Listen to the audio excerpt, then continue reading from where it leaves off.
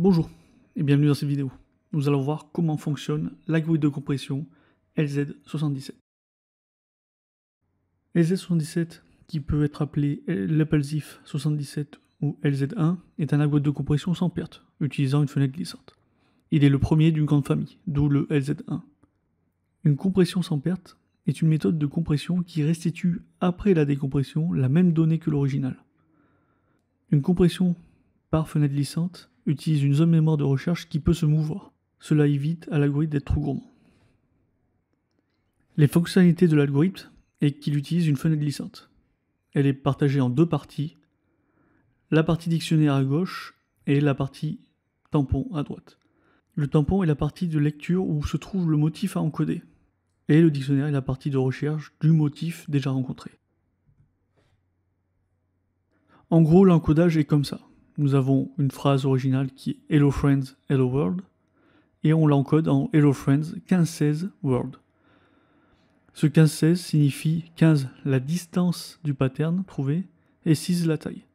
On voit bien que hello est dupliqué, donc au lieu de marquer hello hello, on peut marquer l'emplacement où on l'a vu plus tôt dans la phrase, ce qui entraîne une compression dans certains cas. Nous allons voir maintenant comment fonctionne l'algorithme.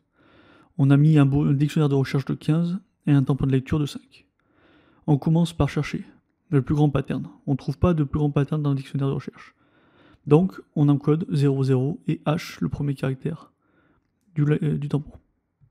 On continue, ainsi de suite, jusqu'à qu'on ne trouve rien. Donc, on encode le premier caractère à chaque fois, 00, pour la distance et la taille.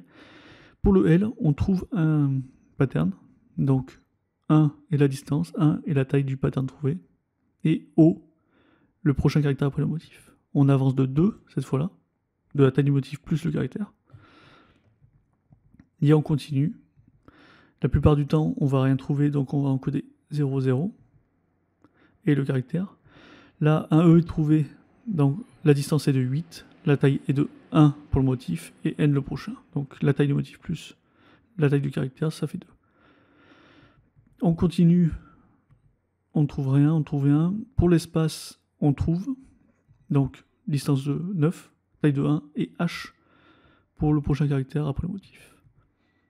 Pour le hello, on trouve un pattern. Par contre, le hello, on voit bien que l'espace n'est pas pris en compte, parce que le plus grand pattern n'est jamais la taille du tampon total.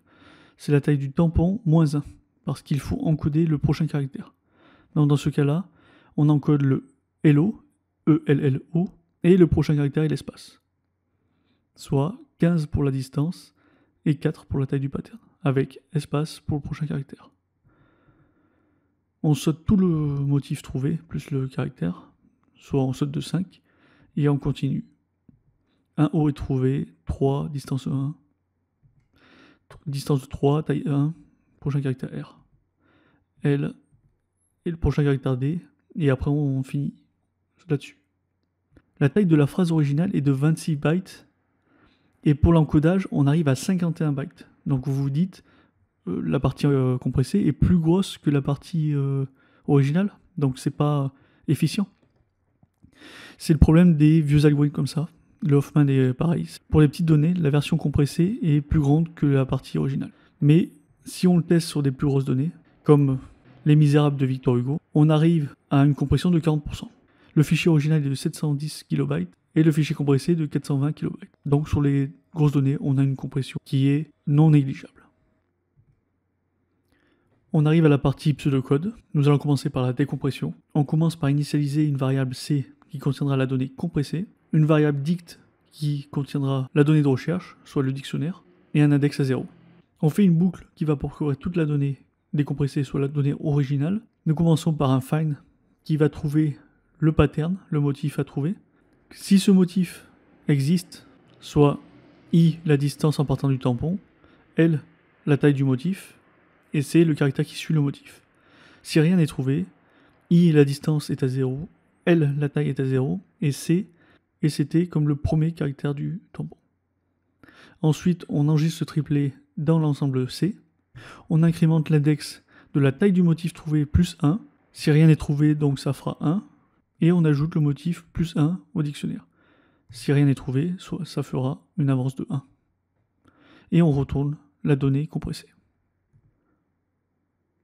Pour la décompression, on initialise une variable D qui contiendra la donnée compressée, le dictionnaire qui contiendra la donnée de recherche, et un index de A0.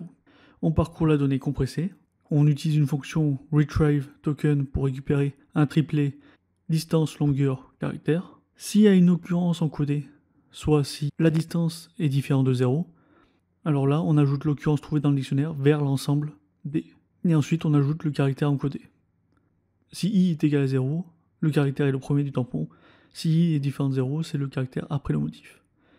Ensuite, on ajoute la taille du triplet à l'index. Si i est égal à 0, soit plus 1. Sinon, c'est la taille du motif plus le caractère. Et on retourne la donnée décompressée. Pour la représentation binaire, le dictionnaire de recherche est souvent de 12 bits, soit 4095 caractères, et le tampon de recherche de 4 bits, soit 15 caractères, ce qui fait 2 octets maximum. Les 12 bits représentent la distance du tampon, soit le i qu'on a vu dans le pseudocode, et les 4 bits représentent la taille du motif. Ça veut dire que dans ce cas-là, on ne peut pas trouver un motif plus grand que 15, et ce motif est recherché dans les 4095 caractères déjà vus dans le dictionnaire de recherche. On peut changer les bits, mais par défaut, on utilise 12 bits pour le dictionnaire et 4 bits pour le tampon de lecture. Et avec le caractère encodé, cela représente un triplet de 3 bytes. On arrive à la fin de cette vidéo. Si vous voulez plus d'informations et un code source, vous pouvez aller sur mon dépôt GitHub qui est affiché à l'écran. Merci.